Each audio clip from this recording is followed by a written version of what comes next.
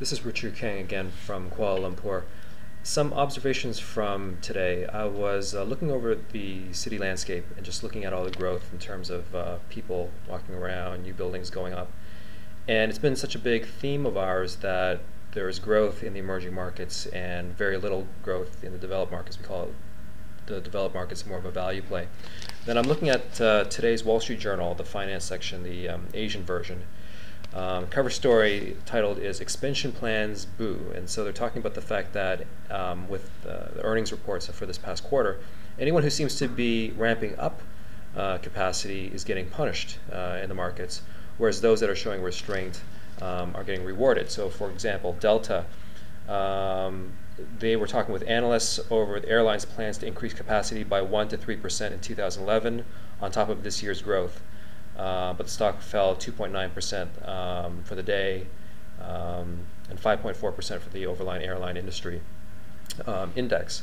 On the other hand, you have a company like Harley-Davidson, where their shares jumped 13% on Tuesday of this week after they said that they were planning to cut shipments. So it's further evidence that growth in the U.S. is not just not expected, but those that try to be too growthy can actually get punished. And you look at UAL, United Airlines, their stock went up 5% this on Tuesday of this week. In the past week's up 7.5% because they're talking about reducing capacity, trying to save money, just like Ford.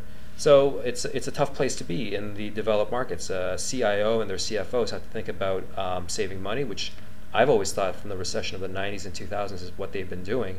Households now are delevering. It's really the governments that are overspending through no fault of their own. They have no choice but to spend with unemployment insurance checks and I suppose bailing out failed companies if that's an important thing for them. Whereas over here they don't have those kinds of problems. They don't have a safety net because they haven't built the money to support a safety net. They're just too busy working. And on the ride in from the airport in Kuala Lumpur, I was speaking with the cab driver. And I was telling him $30 US is pretty expensive. You must be making pretty good money. Then he explained to me it was a 74-kilometer drive. So then I thought it was a fair deal.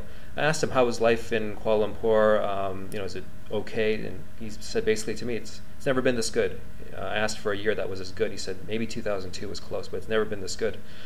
So looking here, if I'm trying to find a parallel, it's like a new couple in the U.S. having just gotten married, maybe in time, buying a new house, having kids. Their car may not be the best car, may not be the best house, but at least they have a great outlook for their future. It looks promising, assuming that they have a job, maybe some education.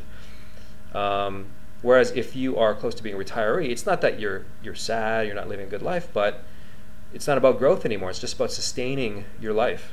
And I think there's a parallel there with the emerging markets and the developed markets. Here, they have a great outlook. They feel confident about their future. They're saving money, but they're also spending money. In the developed world, it almost feels like you've had your run, and it's time to save a little bit more, spend a little bit less, slow down things a bit. We're trying to keep things ramped up, but it's hard to compete with this modern world where everything's global and business is moving eastward and southern, I guess. And so everyone has to adapt. Everything can't always be good all the time. And for investors, that means being mobile and thinking globally is clearly the way to go. My name is Richard Kang. Thanks very much.